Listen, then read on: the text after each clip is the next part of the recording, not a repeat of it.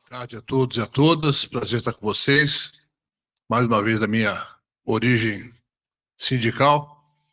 Faltou dizer o mais importante, eu fui delegado sindical. Com certeza. Fui delegado sindical do SESEC São Paulo em 1984 e 85. E fui fiscal do restaurante do SESEC, né, Zé? Lutando lá para dar uma refeição mais qualitativa para os nossos companheiros lá, 1.600 trabalhadores, 1.200 do Banco do Brasil, mais 400 terceirizados em serviços de apoio. Naquela época não tinha praticamente terceirização em serviço bancário. Depois começou a ter os estagiários que faziam serviço de bancário. Nós travamos uma luta para diferenciar o que eles deviam fazer dentro do banco. Enfim, e fui, como o Ivan disse, eu fui dirigente sindical de 88 até 98. Fui presidente do sindicato, secretário de imprensa, secretário-geral, e também participei da primeira direção da nossa CNB, que depois se tornou CONTRAF, a Federação Nacional dos Bancários da CUT, que nós tivemos a ousadia de criar para desvincular da CONTEC, a Confederação Nacional dos Trabalhadores de Empresas de Crédito, que tinha uma postura, digamos, de bastante pouca combatividade e até algumas traições durante campanhas salariais em que nós tínhamos a postura majoritária da categoria de lutar mais e eles sempre puxando o freio de mão. Isso me levou depois a ser candidato a deputado federal. Fui deputado federal por 16 anos e nesse período também exerci funções partidárias e de governo. Mas o mais importante hoje aqui é a gente falar da conjuntura nacional.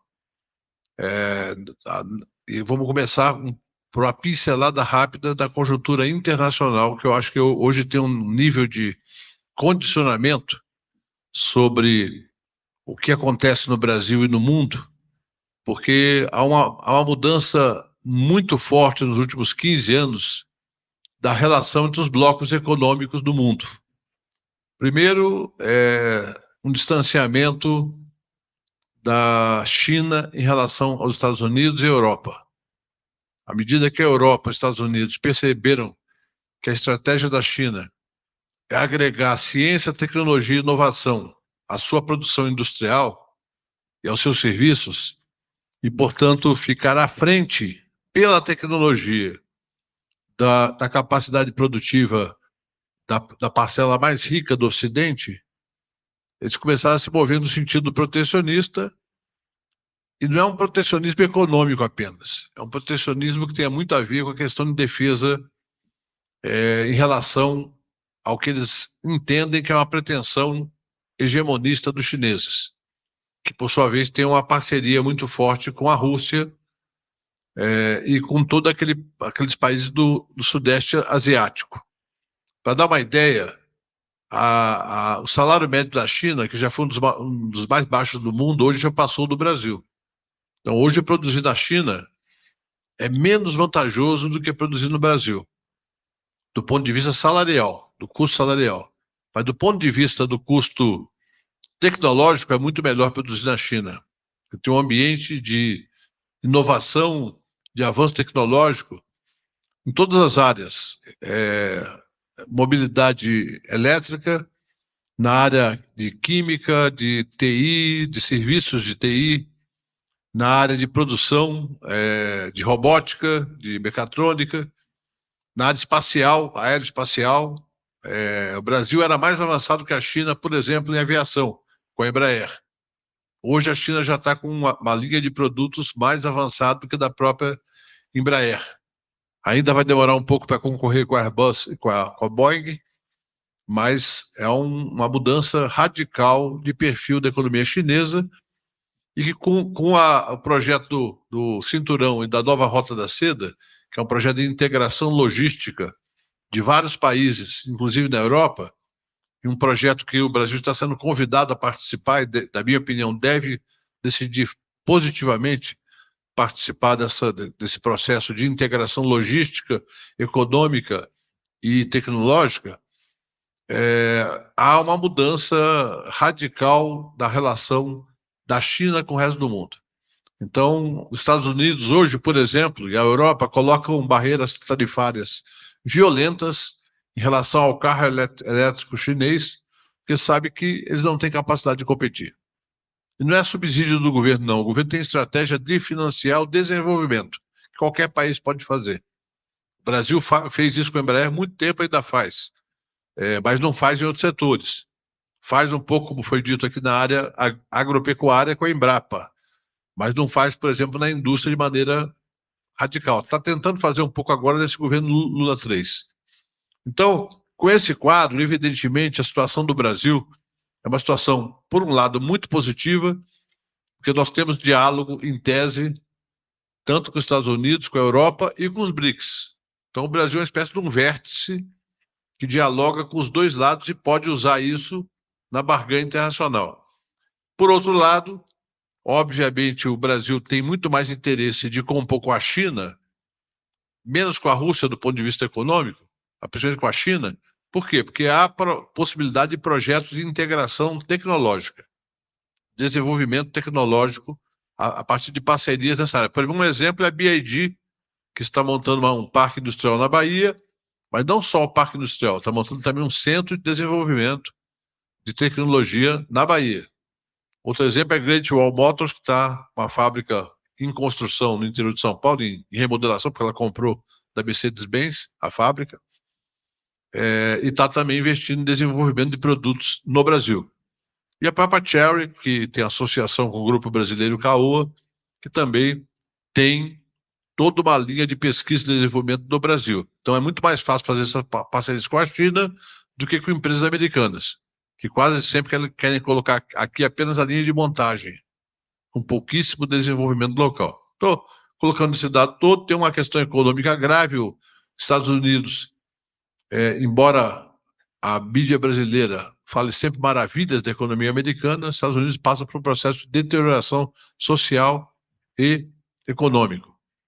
Embora tenha um desemprego baixo, mas quando você vai olhar o perfil do emprego americano, tirando o Vale do Silício, tirando as Big Techs, o restante é McDonald's e serviços de baixo valor agregado.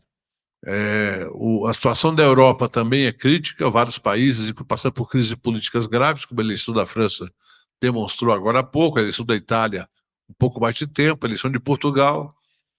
Então é um quadro, digamos, um cenário de tensões que são reforçadas pelo genocídio em Gaza, e é sempre importante a gente refletir no papel criminoso do Estado de Israel, não é do povo judeu, do Estado de Israel em relação aos palestinos, esse massacre brutal que já supera em muito a crueldade da Segunda Guerra Mundial.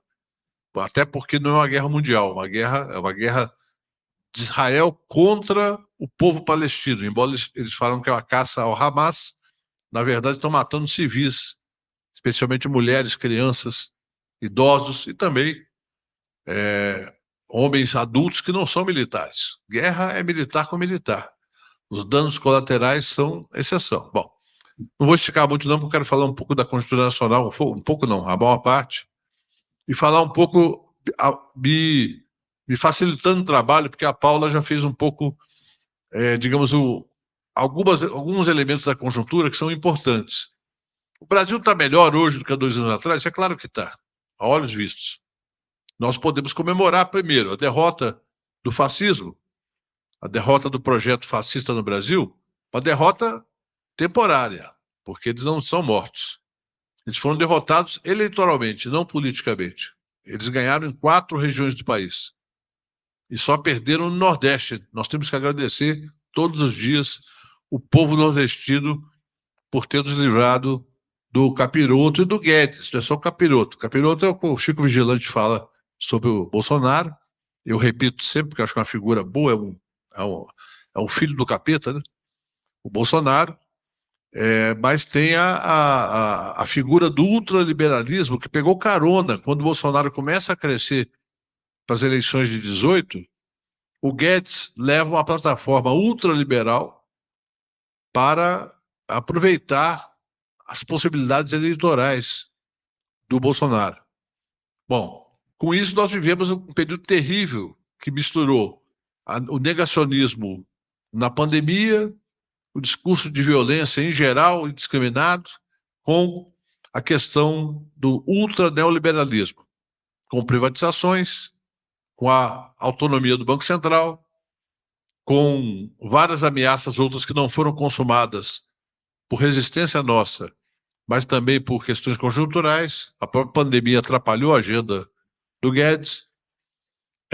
E também nós tivemos a pior reforma da Previdência de todas, que atingiu duramente as mulheres, atingiu duramente os homens também, mas as mulheres principalmente, atingiu duramente as e os pensionistas, que deixaram de ter integralidade das pensões, e várias outras perdas que nós tivemos com a reforma. A aposentadoria especial foi muito sacrificada, não foi eliminada, mas foi muito sacrificada. Nós temos uma situação previdenciária muito pior. E uma situação trabalhista também muito grave com a reforma trabalhista do Temer, que foi apoiada por todo esse pessoal. E nunca houve nenhuma iniciativa da parte deles, obviamente, de reverter. Então, o quadro econômico brasileiro hoje, econômico e social, é muito melhor. O Lula conseguiu, no primeiro ano, reativar vários programas sociais de importância fundamental para a questão social e para a questão econômica. Voltamos a gerar empregos, temos uma inflação mais baixa, taxa de juros mais baixas, apesar do Roberto Campos Neto, caiu 3,25% desde que Lula tomou posse, e foi interrompida agora com argumentos absolutamente irrazoáveis, que é dizer que a inflação está pressionada, que há indicadores ruins do mercado, que há turbulência política, ou seja, passam a ideia de que algo mudou. Nada mudou de importante, até em relação à inflação, são questões sazonais, na sua maioria, questões climáticas e sazonais. Então, estamos melhores, a produção aumentou, o PIB aumentou, o emprego aumentou, só que aí nós temos que ser realistas, colocar o pé no chão. Tudo isso melhorou porque recuperou um pouco do que foi perdido. Em segundo lugar, o governo, na minha opinião, isso eu falo publicamente em qualquer lugar, já falei, ontem eu estava em Florianópolis, fazendo uma análise de conjuntura, cheguei agora, vindo do aeroporto direto para cá, e falei lá, e falei aqui em Brasília, em vários locais. O governo cometeu um erro. E é um erro bem intencionado, não é mal intencionado. Foi o tal do arcabouço fiscal. Por quê? Porque ao aprovar, não é o desenho do arcabouço. Eu não gosto muito do desenho, mas não acho que é o pior. O pior foi colocar a meta de déficit zero para esse ano, e agora já para o ano que vem também. Ou seja, o ano que vem seria um superávit de 0,25%. Mas o déficit é zero esse ano e no próximo ano. Aí o que acontece? A Paula colocou aqui algumas questões importantes orçamentárias e financeiras. O Brasil tem imensas carências sociais. Para além das categorias organizadas, nós temos milhões de pessoas, muitos milhões, que vivem ou abaixo da linha da pobreza ou numa linha de pobreza, ou num espaço da pobreza. Nós temos um sistema de saneamento básico absolutamente precário. A logística de transporte no Brasil é também muito precária. Temos problemas em relação à saúde pública. O SUS, todos nós sabemos, é subfinanciado. É um sistema bem desenhado, bacana, participativo, mas falta dinheiro no SUS. Tem problema de gestão, mas também tem problema de financiamento. Nós perdemos a CPMF. Todos aqui se lembram que foi em 2008 que o governo tentou renovar a CPMF por mais um período, e nós perdemos 45 bilhões de reais naquele período. Ou seja, hoje seriam o quê? Talvez 80 bilhões de reais na veia do SUS. Nós temos a questão de moradores em áreas de risco e do déficit habitacional. Então, eu vou parar por aí, porque são muitos os problemas que nós temos. Quando você restringe muito a execução orçamentária, tem dois problemas. Um, que você reduz a capacidade do Estado em induzir o crescimento do PIB. O crescimento do PIB é importante, mas não é o principal. O principal é quando o PIB gera emprego e renda. Às vezes o PIB cresce porque alguns produtores de soja conseguiram produzir um pouco mais com um preço melhor no mercado internacional. Isso daí não gera quase emprego. Gera um outro emprego, mas muito pouco. Ou por outros fatores. A Vale do Rio Doce aumentou a produção praticamente sem empregar ninguém. Eu falo que o Brasil não pode, olhando para o futuro, imaginar que o superávit comercial obtido com soja, algodão, café, carne, minério de ferro é algo bom para o Brasil. Não é bom. Nós estamos exportando o quê? Água, sol, trabalho precário em muitos casos, muita tecnologia da Embrapa, sim, o Sérgio tem razão, mas nós sabemos que não é essa tecnologia central que nós queremos para o país. Isso gera divisas? Gera, mas enriquece quem? Quem se apropria dessa riqueza? Então nós temos que pensar, enquanto militantes do movimento social, sindical, o que nós formulamos como tese, como proposta, para romper com esse ciclo do Brasil fazendão e mineração. É muito gado, muita soja, muito minério de ferro. São riquezas brasileiras. Nós vamos produzir sempre. E o petróleo também, né? É bom lembrar também que outra questão que entrou com força na balança comercial foi o petróleo. O Brasil, que foi muito importador de petróleo, hoje é um exportador de petróleo. E, lamentavelmente, exporta petróleo cru, ao invés de exportar derivados. Exporta um pouquinho de derivados, mas muito pouco.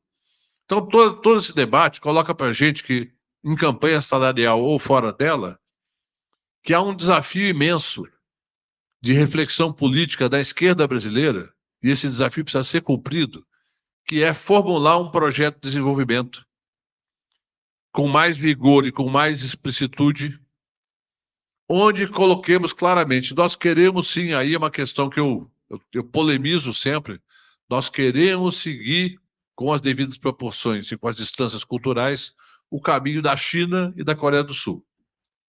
Nós não somos orientais, da sua maioria, temos orientais do nosso povo também. Povo diverso, né? Povo etnicamente diverso. Mas nós temos que nos mirar no exemplo, até dos Estados Unidos do século XIX, para a gente não falar só da Coreia do Sul e da China. Por quê? Porque não adianta ter inflação sob controle, não adianta ter uma taxa de juros mais baixa se conseguirmos, e é possível, o Campos Neto está agindo criminosamente no meu entendimento, que era possível estar hoje com 8,5%, 8%, vis-à-vis o mercado financeiro internacional, até porque boa parte do mercado de juros no Brasil é nacional, não tem pouco capital, tem pouco dinheiro internacional. A maior parte é dinheiro nacional.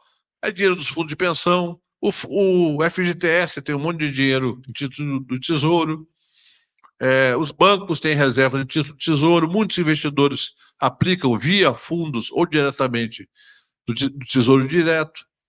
Então o Brasil não tem uma dívida em dólar hoje. A nossa dívida interna, do ponto de vista de débito e crédito, está zerada.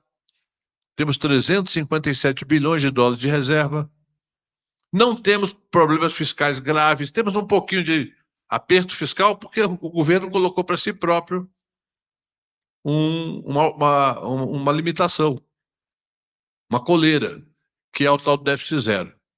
Aí o Lula, que tem, digamos, capacidade de enxergar intuitivamente e racionalmente a conjuntura, ele dá entrevistas e se empolga, e tem que se empolgar mesmo, porque ele é um líder político, ele não é administrador. Administrador é quem está embaixo dele. O presidente é líder político. E fala que, olha, essa questão do contingenciamento, eu vou ver. Precisa ver se tem que me convencer. Essa questão da independência do Banco Central é um absurdo. Esse cara não teve voto e quer mandar tanto quanto eu. Essa taxa de juros está artificialmente alta. E aí a mídia reverbera e vira argumento para a Globo News dizer que o dólar subiu por conta da fala do Lula.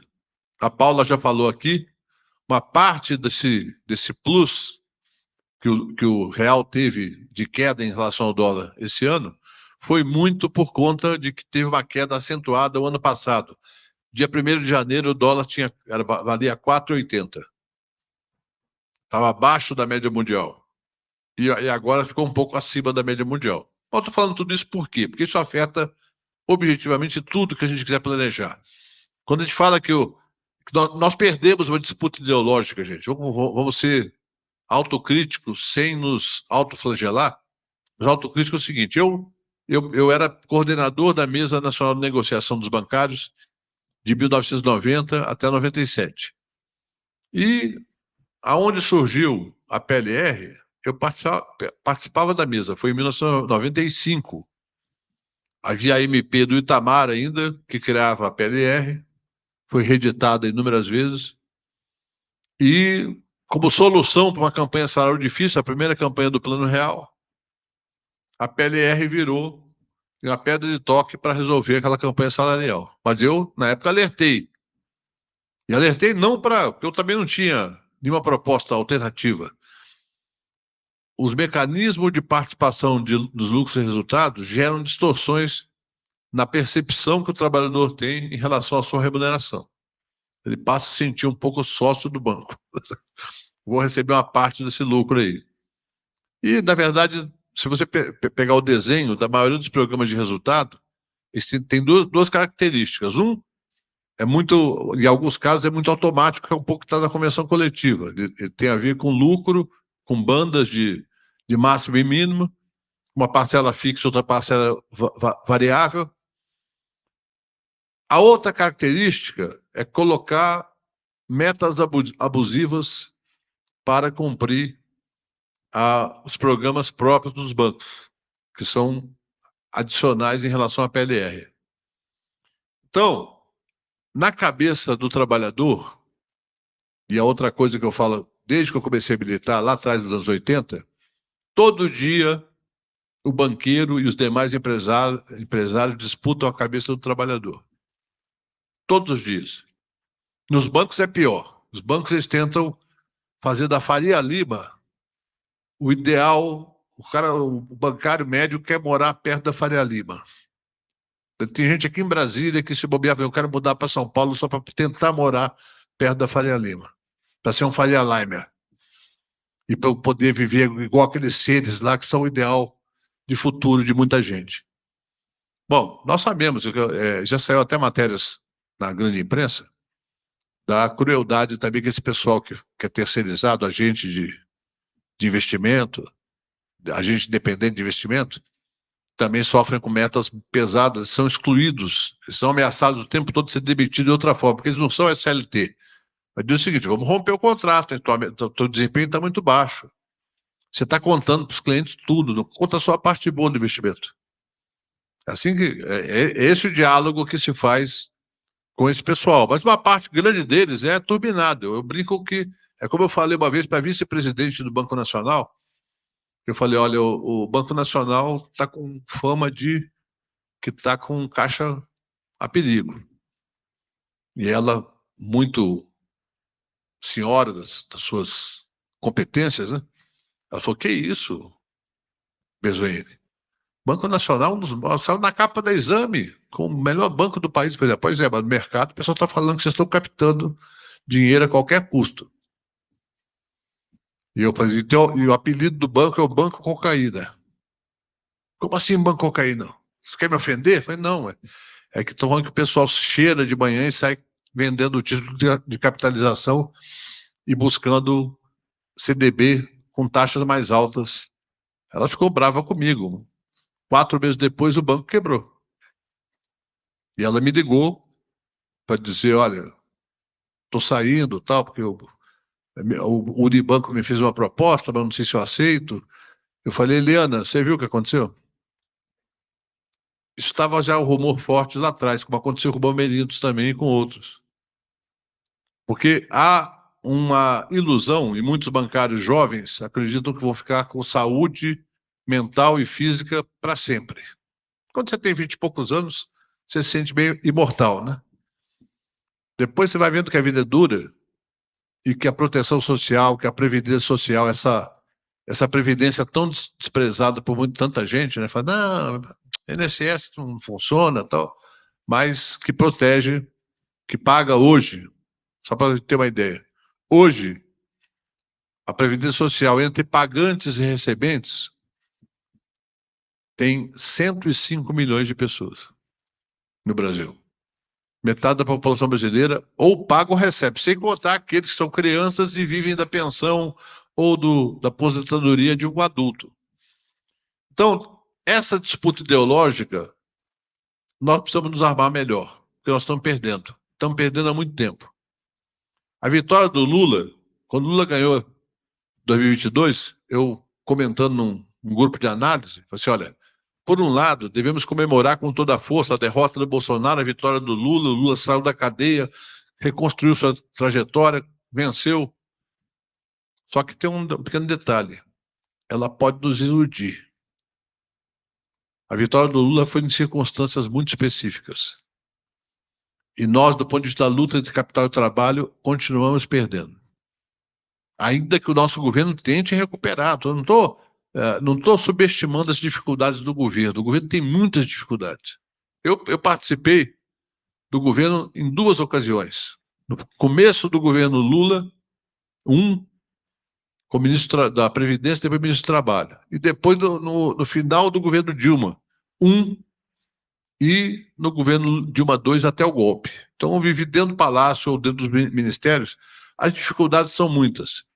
E no Congresso Nacional, todos nós sabemos, tem 120, 140 deputados e senadores na mesma proporção, 20 e poucos, que tem um pouco de compromisso com a classe trabalhadora. Um pouco ou muito, no caso de vários companheiros nossos, é muito, muito compromisso. A origem do sindicalismo.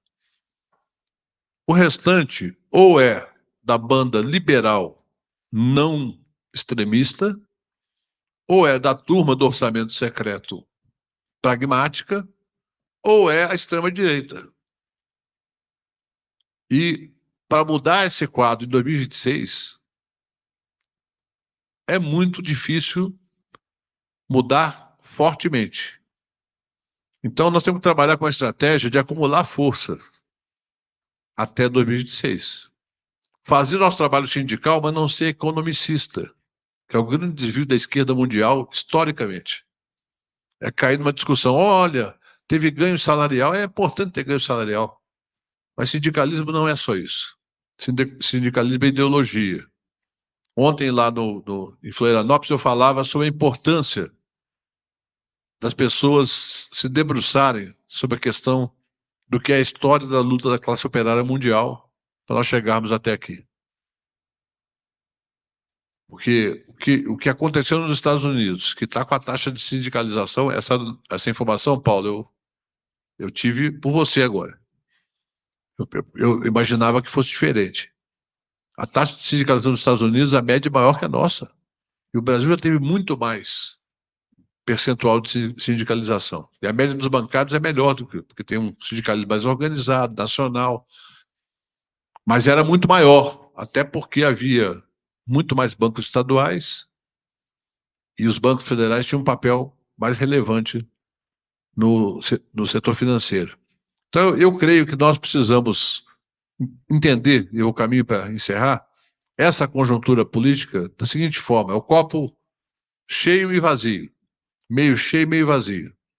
Por um lado, estamos avançando porque temos um governo que tem, no seu núcleo central, um compromisso com a classe trabalhadora. E está exercendo esse compromisso no que pode. E no Congresso não pode tudo. Por exemplo, seria o ideal que o Lula mandar ainda esse ano uma PEC desfazendo parte da reforma previdenciária. E um projeto de lei desfazendo, por exemplo, a terceirização ilimitada, o trabalho intermitente. Se ele mandar hoje, ele faz o jogo da direita. Por quê? Porque não tem mobilização popular por isso. Nós podemos criar, e devemos criar, mas não tem. E, ao mesmo tempo, o Congresso esfrega as mãos, porque certamente se entra uma proposta como essa, a FEBRABAN, a Fiesp, as demais federações empresariais vão visitar os gabinetes e combinar que, olha, na próxima eleição a gente conversa, a gente ajuda, dá uma ajudinha, mesmo por baixo do pano. Que a reforma eleitoral, ela acabou com o financiamento privado de pessoas jurídicas para campanha, pessoas físicas ricas continuam podendo doar. E tem o Caixa 2, né? Que quem achar que acabou está iludido. Então, o ideal seria o governo mandar uma proposta como essa e fazer o enfrentamento. Só que o governo, para fazer esse enfrentamento, precisaria de massa na rua, povo mobilizado. E para construir isso, vocês sabem, é difícil e leva tempo. É difícil e leva tempo. Mas se a gente fala assim, não, é impossível não é. Então nós precisamos discutir com as pessoas, por exemplo, uma mulher, um homem também, porque eu falo de mulher porque a maior parte das pensionistas são mulheres, mas também homens são pensionistas. Eu já peguei vários casos em São Paulo e aqui em Brasília, que pessoas que vieram me procurar, olha, aconteceu isso, é isso mesmo. A pessoa ganha lá, um homem ganha R$ 3.000, que não é um salário alto, ganha R$ 3.000, vem a falecer, a pensão é de 1.000, é o piso da Previdência, o salário mínimo. Quem está no salário mínimo não perde nada, mas quem está acima do salário mínimo perde renda, perde o companheiro ou a companheira e leva uma paulada na renda, não é uma perda pequena. Então, por exemplo, essa é uma bandeira que eu acho que eu estou ajudando a assessorar um trabalho que a CUT Nacional está lançando, não sei se alguém aqui participou do lançamento, foi feita uma reunião online e presencial também, eu estava em São Paulo, e tinha gente de todo o Brasil online. É um trabalho para reforçar a capacitação dos dirigentes sindicais e da própria central, como um todo, para debater o tema da Previdência nas bases. Porque eu acho que uma bandeira muito forte, fora da questão da campanha salarial, é discutir, por exemplo, pela volta da pensão integral no INSS. Mas isso tem impacto fiscal. O Estadão vai dizer que o Brasil vai quebrar, a Folha vai dizer que é o fim do mundo, a Globo News vai entrar em surto. Mas essa é uma bandeira que mexe com as pessoas. Ou outras bandeiras, por exemplo, essa questão da terceirização, se bem colocada, se bem explicada, mexe também. Então nós precisamos construir essa narrativa, digamos, da esquerda para enfrentar a narrativa da direita. Porque uma coisa que eu aprendi lá nos anos 90, quando o Collor foi eleito, é que o liberalismo seduz. O liberalismo tem um discurso do individualismo, do médio. Quando o Banespa estava sob intervenção, sob risco de privatização, eu tinha um vizinho da frente da minha casa, era gerente do Banespa. Muito simpático, tal, me cumprimentava sempre, tal, me convidou para ir na casa dele algumas vezes. E ele chegou a um certo momento da intervenção, que eu falei para ele, estamos lutando lá, já conseguimos uma liminar para interromper a modelagem da privatização, já conseguimos levar 8.000 pessoas lá para pressionar o Mário Covas. E aí ele falou, professor Bezaini, sabe de uma coisa? Eu acho que está muito cansativo isso. Melhor, já que está essa vontade de privatizar, é melhor deixar privatizar, porque aí os mais competentes vão ficar, e você sabe que tem um pessoal lá que não trabalha, né? Que não gosta de trabalhar. Então esse pessoal vai para a rua, mas mais competentes, o pessoal que tem compromisso com o banco, vai ficar. Moral da história, privatizou, ele foi um dos primeiros a ser demitido. Aí eu falei para ele, tá vendo? Eu te avisei. Por quê? Porque é assim que funciona. A terceirização é a mesma coisa. Um monte de gente fala, não, mas a terceirização é melhor para gestão e tal. De repente, terceiriza você também, que estava coordenando a terceirização. Então, estou falando tudo isso pelo seguinte, a conjuntura nacional está dada. Pode ser mudada, mas leva tempo. O Lula governa equilibrando os pratos. Não pode desagradar muito o Centrão, porque precisa de voto no Congresso. Às vezes desagrada a nossa bancada fica brava e tal. é um líder mundial, consegue contrabalançar muito essa fraqueza parlamentar aqui com a sua liderança mundial. Fala direto, é o único político brasileiro que fala direto com a massa. Bolsonaro disputa isso com ele. Mas quem fala direto com a massa, até com a base bolsonarista, é o Lula. Então tem uma série, mas o Lula é um ser humano. E o nosso projeto não é de indivíduos. O Lula um dia, espero que não aconteça tão cedo, um dia vai deixar de ser candidato. Por vários motivos diversos. Então, o nosso projeto não é limitado a uma pessoa. Nós não somos lulistas. Tem muita gente no povo que é lulista e não vota no PT, vota no Lula. Ou não vota na esquerda, vota no Lula. Nós somos portadores de uma identidade de classe. E, não sei se todos aqui, mas uma boa parte de nós somos socialistas. E acreditamos que o socialismo é melhor que o capitalismo. E sabemos o que é o capitalismo. Nós aprendemos na porrada o que é o capitalismo. Nós aprendemos que a polícia é instrumento do capitalismo, que a justiça do trabalho, muitas vezes, é instrumento do capitalismo. Então, nós temos que discutir com muito afinco, com muito método, muita técnica, a próxima campanha salarial, como mobilizar e tal, para ter um horizonte um pouco mais largo, que é a construção de outro tipo de sociedade. Obrigado.